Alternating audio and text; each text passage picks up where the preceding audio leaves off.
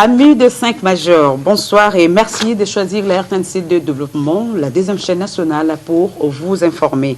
Les Leopards seniors, messieurs de la République démocratique du Congo en version basketball sont tombés hier à Tunis face aux Lions indomptables du Cameroun en match comptant pour les éliminatoires de la Coupe du Monde de la spécialité à Lubumbashi. Le championnat s'est clôturé aujourd'hui samedi avec les sacres du BC Makomeno, dont la version féminine, et dans l'autre version, c'est donc la formation du BC Mazembe qui l'a emporté devant la formation de Vita Club. C'est maintenant que nous pouvons dire, amis sportifs, vous qui aimez la balle orange, qui est réellement la Ligue provinciale de basketball de Kinshasa a clôturé son championnat après la cérémonie de remise des trophées et médailles au club le mieux classé au niveau de la Ligue provinciale de basketball de Kinshasa. Pour ces nouveaux numéros, mesdames et messieurs, nous vous disons un grand merci pour l'intérêt que vous ne cessez d'accorder à la deuxième chaîne nationale, mais également à cette émission qui vous met à jour de toutes les activités et entrées avec le basketball. Nous avons parlé des éliminatoires, nous avons parlé également du championnat provincial du Haut-Katanga et nous allons devoir ouvrir cette émission, mesdames et messieurs, par la cérémonie de remise des trophées et médailles au club le mieux classé au niveau de la Ligue provinciale de basketball de Kinshasa. Et nous allons commencer avec les coachs de la formation de BC CNSS, les coachs Adé Coco. Vous le savez, c'est donc lui qui a représenté le club. Nous vous laissons donc suivre la réaction du coach Adé Coco pour ce qui concerne la formation de CNSS. C'est pas du tout facile. On travaille dur, on travaille sérieusement. Voilà, donc c'est pas facile. Là même, on avait un entraînement hier matin et nous sommes obligés de récupérer la séance d'hier jusqu'au samedi. Donc on continue de travailler. Non, c'est pas facile parce que je me rappelle, j'étais chez Arc-en-Ciel. On avait gagné 4 fois de suite, 5 fois de suite, mais aujourd'hui, ça fait plus de 9 ans qu'Arc-en-Ciel ne gagne pas de trophée.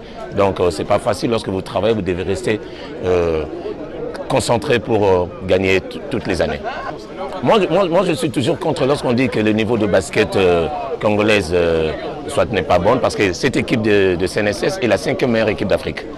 Voilà, donc les autres équipes là, lorsque nous jouons contre eux dans les championnats africains, elles ont plus cette idée de renforcer des Américaines, des Européennes, parce qu'on a la preuve de l'équipe de Al-Ahly d'Égypte, on a la preuve de l'équipe de Maputo, de Inter, qui avait même la meilleure joueuse d'Afrique, qui était une Sénégalaise. Mais nous, avec CNSS, on n'avait pas de professionnels comme ça. Mais on est une 5e meilleure équipe d'Afrique. C'est seulement qu'on est peut-être à un niveau où les autres doivent travailler. Regardez maintenant, il y a la Coupe du Congo qui arrive là, mais il y a beaucoup des équipes qui attendent de recruter, renforcer. Mais moi je vous dis, nous CNSS, on ne va pas renforcer. On va amener notre équipe pour juger notre niveau en Afrique. Lorsqu'on est champion du Congo, on n'a pas d'autre calcul, c'est de gagner encore une fois, de garder le trophée. Mais ça ne sera pas facile. Comme je dis là, ça sera un combat cage. Parce qu'on risque d'être la seule équipe de Kinshasa de participer à la Coupe du Congo à Lubumbashi. Parce qu'il y a l'équipe d'Arc-en-Ciel qui est sûre que ne va pas participer. Il y a avec club qui ne sera pas là, il y a Terre qui ne sera pas là. Donc voilà, les gros morceaux de Kinshasa ne seront pas là. Donc nous risquons de jouer contre Radi, Makomeno, Lupopo. Ça ne sera pas facile. Mais notre objectif, c'est de gagner, de ramener la Coupe à Kinshasa. Avec des filles de moins de 23 ans, de moins de 24 ans, de moins de 25 ans. Et bien sûr, c'est ce que je voulais dire. Si vous avez vu la finale de Kinshasa, il y avait 4 athlètes de moins de 26 ans. Je dis moins de 26 ans, plus Mokoso. Les 5 majeurs, on a commencé comme ça, avec Ketia, Tania, Basiki et Kaba. C'est moins de 26 ans. Et Amukoso qui était parmi les 5 majeurs. Et après, avec cette expérience-là de Maswaka, de Shuna et les autres, Gabriela. Donc c'est cette symbiose-là qui fait la force de CNSS. Il y a l'expérience, il y a la jeunesse, et puis il y a le travail. Eh bien, il y a eu plusieurs dirigeants parce que c'était une cérémonie, vous le savez, une cérémonie qui concernait le club le mieux classé au niveau de la Ligue provinciale de basketball de Kinshasa en ce qui concerne la saison sportive 2021-2022. Et en dehors de la réaction du coach de la formation de CNSS, nous avons recueilli également la réaction du président de la formation de BC Foucache Arthur Luango, qui s'est exprimé au micro de la RTNCD, qui a eu à parler de la saison sportive 2021-2022, comment ça s'est clôturé, vous le savez, avec les incidents, raison pour laquelle le championnat qui devrait en principe se clôturer depuis le 29 juin, et la Ligue avait donc décidé de pouvoir étudier d'abord les cas comme litige, ce qui opposait la formation de BC Terreur à celle de SCTP après avoir donné la décision finale de la Ligue. Et c'est maintenant que la Ligue a procédé à la cérémonie de remise des trophées et médailles. Je vous prie de suivre attentivement le président de BC Terreur qui a parlé également de la Coupe du Congo qui sera donc organisée dans le Haut-Katanga. Sachez également que cette Coupe du Congo qui est à sa 39e édition, qui devrait donc ouvrir ses portes depuis le 4 septembre, eh bien, la date a été donc modifiée. Ça ne sera plus le 4 septembre. Eh bien, la 39e édition de la Coupe du Congo va devoir démarrer le 9 septembre prochain. Ça sera à Lubumbashi et la finale aura lieu à Likasi. Suivez plutôt le président de BC Terreur, Arthur Luango. Nous sommes très heureux parce que nous attendions la remise de ces trophées depuis un bon moment. Après le dernier match de la finale, ça a pris quand même du temps pour nous. Nous attendions que la saison finisse parce que nous ne pouvions pas tenir notre assemblée générale sans qu'on ait passé cette étape de la remise des trophées et des médailles. Donc c'est un couronnement, pour nous c'est une fierté par rapport à la saison. Nous la finissons en beauté et nous nous apprêtons pour la suite. BC Terreur est qualifié pour la Coupe du Congo et les seules ambitions que nous avons, c'est de remporter le titre national et de revenir avec la Coupe parce que ça va se jouer à Lubumbashi. C'est une ambition que nous avons bâtie depuis plus de 4 ans maintenant. Et nous allons partir avec les mêmes ambitions que l'année passée, que l'année écoulée. C'est pour aller défendre le titre que nous avons reçu cette année à Kinshasa, représenter Kinshasa et revenir avec le championnat du Congo, la Coupe du Congo. Honnêtement, nous ne sommes pas dans les temps. Je pense même que par rapport au projet, l'année passée, nous avions régressé un peu par rapport à nos ambitions. Et aussi, faute de moyens financiers qui devaient suivre par rapport au projet, et la période Covid et post-Covid, nous n'avons pas pu réaliser le projet en termes d'ambition et de planification comme c'était prévu. Mais nous essayons dans la mesure du possible de rattraper et déjà l'objectif ultime, c'est la Coupe du Congo actuelle pour pouvoir aller représenter le pays en Coupe d'Afrique. Oui, Terreur, c'est plusieurs mains qui sont ensemble. C'est vrai qu'il y a toujours 2 ou 3 têtes qui sont très contributives, mais c'est l'ensemble de toutes ces mains avec tous les anciens joueurs, anciens membres du comité, anciens fanatiques de l'équipe, ceux qui adorent cette équipe depuis 1956, qui sont toujours là en train de nous accompagner. Et nous partons en sachant que nous y allons avec les moyens logistiques qu'il faut et aussi techniquement assez préparés pour la Coupe du Congo. Le devoir d'être à la hauteur de cette Coupe du Congo parce que nous y allons d'abord en tant que représentants de la ville de Kinshasa, là où c'est le siège du basketball du Congo. Et donc, le devoir que nous avons porté un lourd fardeau, c'est celui de représenter d'abord toute une ville, toute la capitale. Et aussi, une deuxième chose, c'est que nous avons à représenter notre propre projet. Ça veut dire que les ambitions que nous avons eues à bâtir et à construire depuis toutes ces années, nous devons arriver à terme. Et donc, pour nous, c'est vraiment l'ambition ultime. Cette saison, c'est gagner la Coupe du Congo ou rien. Eh bien, après la réaction du président de la formation de BC Terreur, vous le savez également que la République démocratique du Congo a été honorée avec la participation pour ce qui concernait la 2e édition de la balle avec la formation du BC Espoir Focage qui avait fait l'honneur à la République démocratique du Congo de pouvoir prendre part à cette compétition internationale qui regroupe le club africain. Eh bien, nous allons devoir vous laisser une fois de plus le temps de pouvoir suivre le président Benito, qui est le président tuteur de cette formation, qui a parlé du championnat, a parlé également de la prochaine édition de la Coupe du Congo qui sera organisée dans les Hauts-Katanga. Suivez. Nos ambitions étaient de rééditer notre exploit de l'année passée, c'est-à-dire de gagner le championnat de la Hypovaquine. Malheureusement, on n'a pas pu le faire pour plusieurs raisons. Bon, que je ne vais pas évoquer ici parce que ce n'est pas l'endroit. Des raisons internes et externes. On a joué le championnat local, en même temps qu'on participait à une autre compétition internationale. Donc on a fait 2 saisons sans repos pratiquement. Donc il y a les joueurs qui étaient notamment fatigués et d'autres qui étaient retenus par l'équipe nationale au moment des matchs importants. Et c'est ça la loi, c'est ça le basket. Nous sommes les premiers pays à participer à ce championnat dans le format actuel, le format BAL. Nous avons beaucoup appris. Nous avons beaucoup appris des choses qu'on ne connaissait pas, parce qu'on est une jeune équipe d'abord, et puis la première fois qu'on sort du pays, on a rencontré des grandes équipes, des grands managers de basket en termes d'équipe et de ligue, entente, fédération. Beaucoup d'échanges, beaucoup d'expériences en tout cas. On est sorti un peu regardé parce qu'on n'a pas perdu, même si on n'est pas allé trop loin, mais on a beaucoup gagné en termes d'expérience sur le plan technique et sur le plan administratif. Déjà notre participation à l'année passée était déjà une préparation pour la prochaine balle, c'est-à-dire la balle actuelle. Parce qu'on fait des équipes qu'on a rencontrées là-bas, ce sont des équipes championnes de leur ligue ou fédération, qui, je suppose, ont un niveau un peu supérieur par rapport à celles que nous avons rencontrées en Coupe du Congo. Donc celle-là, elle nous a encore préparés. Mais évidemment, la Coupe du Congo, c'est une grande compétition. On a toutes les équipes qui viennent de tous les coins du pays, avec des ambitions, avec des joueurs de tous les niveaux. Ça peut être bénéfique pour la préparation de la balle si Dieu le veut, c'est-à-dire si on gagne la Coupe du Congo encore une fois.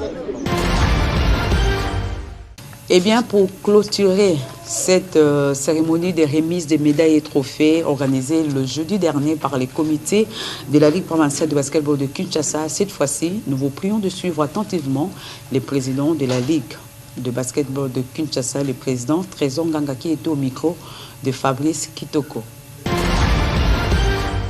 Nous avons eu à obtenir des orientations de la fédération au regard des incidents que nous avions connus et nous nous sommes appliqués. Les équipes qui vont y participer, ce n'est pas encore confirmé. Nous avons précédemment eu des cas où il y avait des invitations au sein des différentes Coupes du Congo éditions précédentes. Nous avons demandé aussi, parce que nous avons certaines équipes qui ont eu à avoir des belles performances comme Figuier, comme SCTP, qui ont requis cette invitation. Nous avons envoyé acquis de droit au sein de la fédération pour demander, nous attendons leur retour. La décision ne revient qu'à la fédération. Nous avons demandé acquis de droit. Le règlement de la Coupe du Congo demande les 3 et 3 qualifiés en ordre utile. Néanmoins, il y a eu des éditions où on a appelé des invités pour la fédération. Donc c'est au pouvoir discrétionnaire de la fédération de pouvoir décider. Sur cette matière-là, la Ligue ne peut pas décider d'emblée qui doit prendre part ou pas. Jusque-là, la province ne nous a pas encore donné le feedback que nous attendons d'elle, mais nous avons introduit et nous sommes en contact avec acquis de droit qui peut répondre favorablement. Il semblerait qu'il y ait une réunion qui est en cours pour les frais par rapport au déplacement des équipes de Kinshasa pour la province du Haut-Katanga. Donc nous attendons le feedback de cette réunion-là.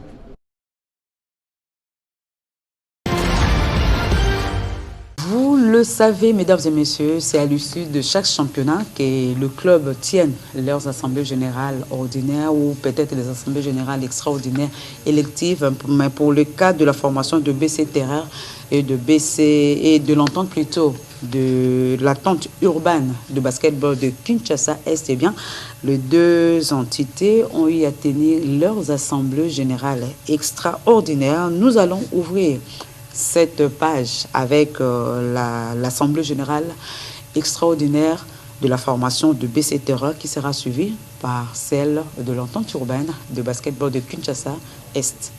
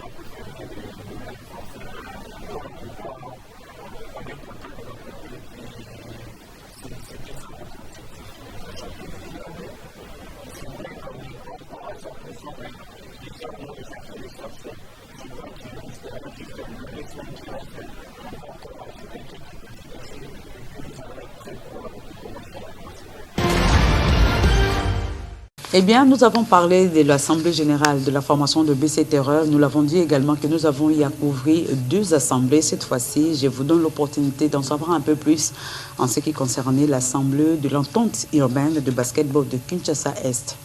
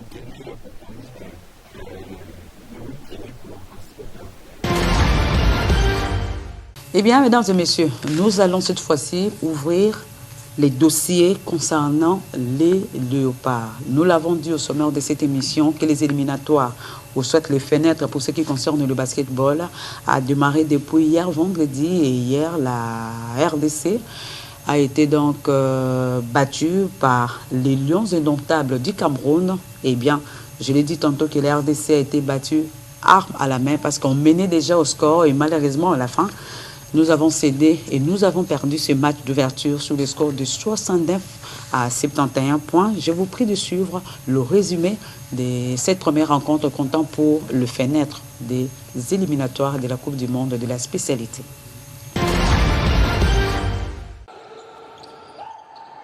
Parsley now, Hail Mary 3. Oh, baby! It is a cookout right now as Cameroon are making it rain right now here in Tunisia. They'll smack it off the backboard, but again, they come up. It's one thing about Cameroon that's made them a better team in this game. Just going for so many offensive rebounds. Down the middle. Oh, baby! Goodness gracious! Give this man some credit. Il est temps de voler. It is time to fly. Je suis Monsieur Charles Melon. Well, il est temps de voler. It is time. John the lane now throws it too much on the alley-oop pass. Now, what do we have here? Kuminga throws it down. Parsley with the ball in his hands. Parsley takes it. Well, somebody call the electricians because Parsley is shooting the lights out. Well, this is Kuminga time. Kuminga steps back. Looks like Stephen Curry. Well, throws a lob now into the basket and the follow-up. Well, 3:10 to go now. Left wide open. Takes it. Nails it. Big big time three-pointer. Same likewise in the Democratic Republic of Congo down the other end. Kuminga down the middle. Kuminga goes in like the Iceman. Well, somebody give Steve Kerr a call and let him know that his young superstar is bowling. It like throws it down. Well, au revoir. Voila, mon ami. Make these free throws. Look at the throwdown with no regard. Another one. Lee, corner, three. Doesn't get it. Pump fakes, goes up, and Zifu play, mon ami, with the big-time bucket. They get the ball inbound now. Well, he's got to isolate. Steps back, three. Doesn't get it. Parlant bien sûr de ces dossiers Léopard concernant les éliminatoires de la Coupe du Monde de la spécialité, nous avons recueilli quelques interviews concernant la prestation de Léopard avec les dames qui aiment le basketball. Nous avons eu tour à tour Madame Souzy, qui est donc dirigeante au sein de la formation de BC Terreur. Nous avons eu également Madame Komichello, qui est membre du comité fédéral du comité de la Fédération de basketball du Congo, qui ont eu à parler des léopards qui sont en train donc de compétir pour ce qui concerne les éliminatoires et pourquoi pas avoir une place de choix à cette grande fête mondiale de basketball. Je vous laisse donc suivre Madame Komichello ainsi que Maman Souzy pour ce qui concerne les chances des léopards. En tout cas, ce n'est pas impossible. Tout est possible. Vous avez vu comment on est en train de se battre à la fédération pour essayer d'amener les enfants faire un petit stage et tout. En tout cas, nous espérons de bons résultats de la part de ces enfants-là. Jusque-là, nous ne nous plaignons pas. Nous ne plaignons pas, peut-être ça vient avec un peu de retard, mais vraiment nous ne plaignons pas. Pendant toutes les autres fenêtres, on était servis. Là, on peut dire qu'on n'est pas encore servi, mais le dossier a beaucoup évolué.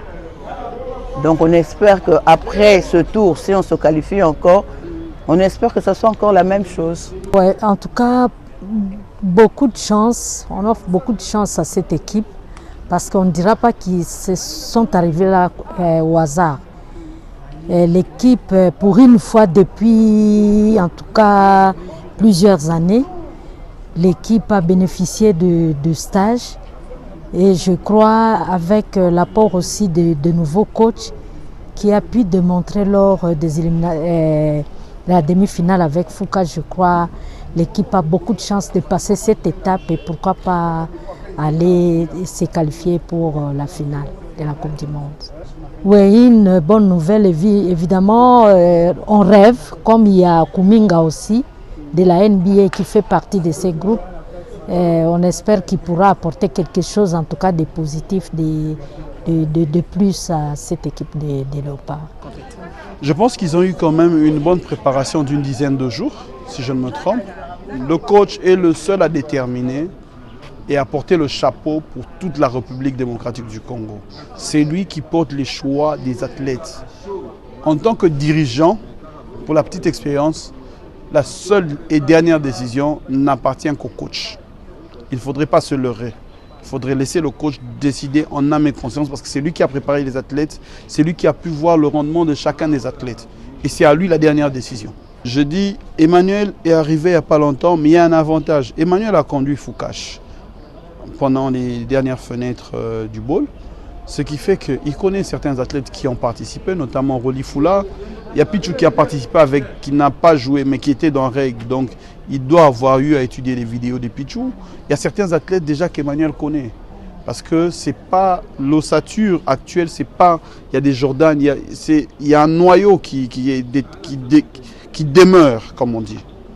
Donc ce noyau-là n'a presque pas changé. Il y a Mbanza qui a joué avec lui dans Foucache, il y a Roli, il y a Jack qui a joué dans Foucache, non, Ebondo n'a pas joué dans Foucache, il a joué en Côte d'Ivoire. Bref, il a certains athlètes qu'il a eu à entraîner. Il y a certains athlètes maintenant qui peuvent suivre en vidéo. Aujourd'hui, la technologie nous facilite la tâche. D'où un coach averti pouvait déjà avoir une visibilité sur chacun des joueurs avant d'arriver en lieu du stage. Et pendant le stage, en travaillant matin, soir, je pense qu'au bout de 5 jours, il doit pouvoir déterminer le rendement de chacun des athlètes.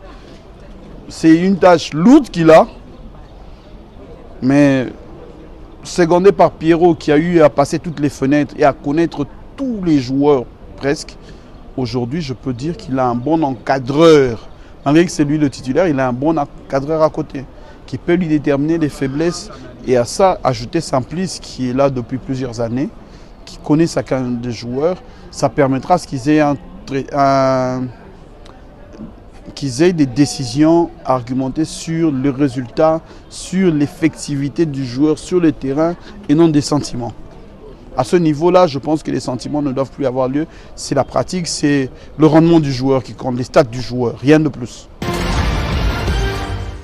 Et comme je le disais que nous étions déjà presque à la fin de cette émission, nous avons joué hier les Cameroun pour les comptes de l'ouverture des éliminatoires de la Coupe du Monde de la spécialité. La RDC était tombée, je vous rappelle, sur le score des 69 à 71. Et aujourd'hui, nous allons jouer à 22h30 les Soudan du Sud qui était battu également par son adversaire. Et la dernière rencontre, c'est celle qui va opposer la République démocratique du Congo à la Tunisie. Et bien, ça sera le dimanche à 19h30. En ce qui concerne quelques résultats, en dehors du résultat qui opposait donc la République démocratique du Congo au Cameroun, nous avons eu également le résultat qui avait donc sanctionné le match qui opposait la Guinée, qui était face au Cap-Vert. Eh bien, la Guinée a donc gagné le Cap-Vert sous les scores de 65 à 48 et l'Angola a battu l'Ouganda sur les scores de 84 à 62 points.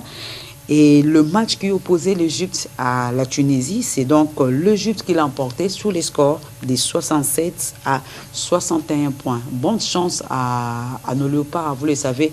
Nous sommes de cœur avec vous et nous comptons à ce que vous ayez en tout cas une place de choix pour pouvoir jouer la Coupe du Monde de la spécialité. Mesdames et messieurs, c'est donc par ici que nous mettons un point final à cette émission. Merci à cette grande équipe technique qui m'a accompagné. Merci également au réalisateur de cette émission, Fabrice Kitoko, à Chouchou Motomba, ainsi qu'à Dieu merci pour la rédaction. Nous vous disons un grand merci et vous demandons de rester branchés au programme de la deuxième chaîne nationale.